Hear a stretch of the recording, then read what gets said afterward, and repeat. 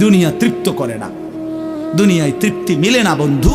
এটা তৃপ্তের জায়গা নয়, এটা তৃপ্ত হওয়ার জায়গা নয় বন্ধু। আল্লাহ তাআলা কোরআনে ওয়াদা দিছে, বান্দা জান্নাতে আইসো, তোমার আমি তৃপ্ত করে দেব, সুখে ভরে দেব। মা তাশতাহি আনফুসুকুম, যা দিল চাইবে বান্দা আমি সব দেব। তোমার চাওয়া শেষ হইলে ওয়ালাদাইনা মাজিদ, আমার কাছে আরো অগণিত আছে কোটি কোটি নিয়ামত, যেগুলো তুমি নামও জানো না, চিনো না বান্দা।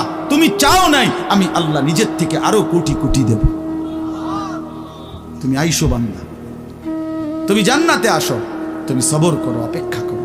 আল্লাহ আমাকেও বুঝার তৌফিক দান করে, সবাইকে বুঝার তৌফিক দান করে।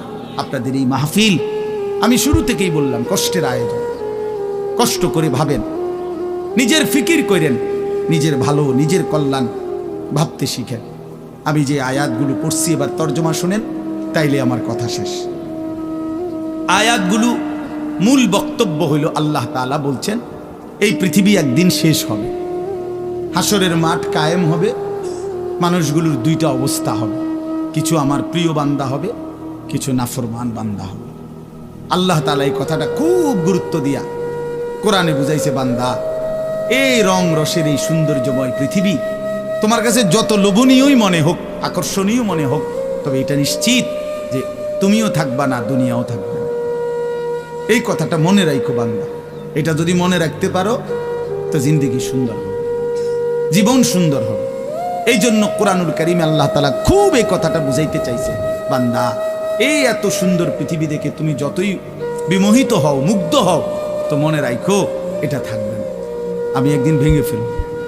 ইজাস সামাউন ফাতারাত, আসমান ভেঙে চুরচুর হবে।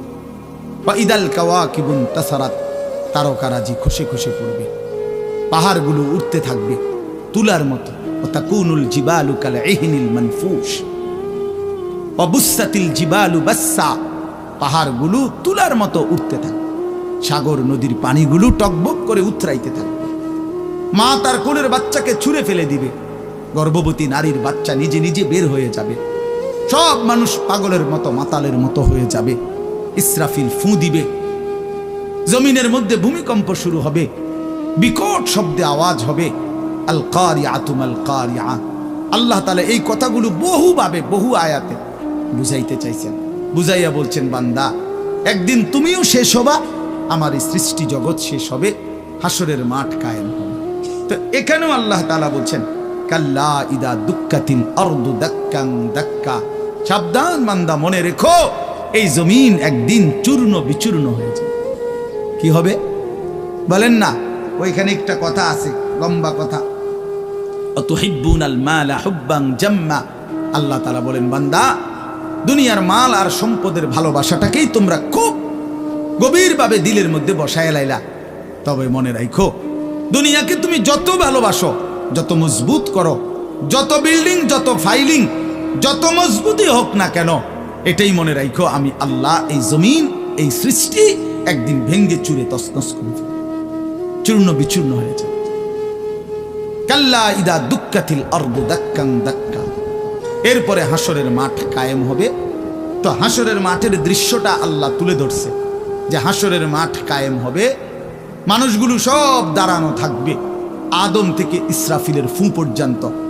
এই দাঁড়ানো অবস্থায় আল্লাহ তাআলা বলতেছেন, ওয়াজা রাব্বুক, আল্লাহ তাআলা মহান আল্লাহ পাক, তিনি তার শান অনুপাতে হাসরের ময়দানে উপস্থিত হবেন।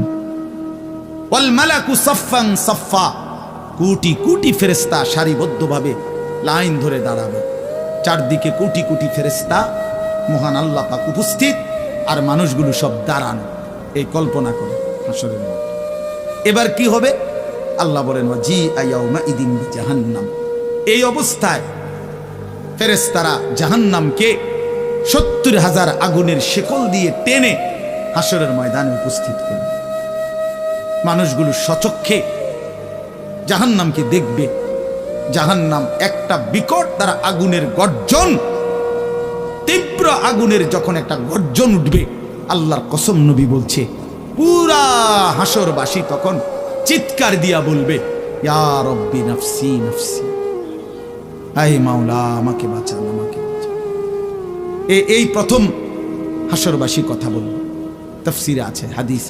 মানে প্রথম চুপচাপ দাঁড়ায় থাকবে, কিন্তু জাহান্নামকে যখন দেখবে, জাহান্নামের চিৎকার যখন শুনবে, তখন পুরা হাসরের ময়দানে চিৎকার উঠবে, ইয়া রব্বি নাফসি নাফসি, আল্লাহ আমাকে বাঁচা।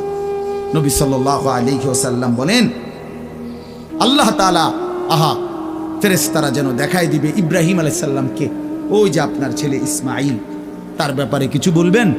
ইব্রাহিম আলাইহিস সালাম বলবেন, ইয়া রব্বি নাফসি নাফসি, এই মাওলা আমাকে বাঁচান, আমাকে।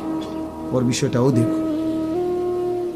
ইয়াকুব আলাইহিস সালাম, ওনার ছেলে ইউসুফ আলাইহিস সালাম, এটা সেই ছেলে 40টা বছর দুনিয়াতে, যার জন্য উনি কাঁদছিলেন। ফেরেশতা, দুনিয়া তৃপ্ত করে না, দুনিয়ায় তৃপ্তি মিলে না বন্ধু, এটা তৃপ্তের জায়গা নয়, এটা তৃপ্ত হওয়ার জায়গা নয় বন্ধু। আল্লাহ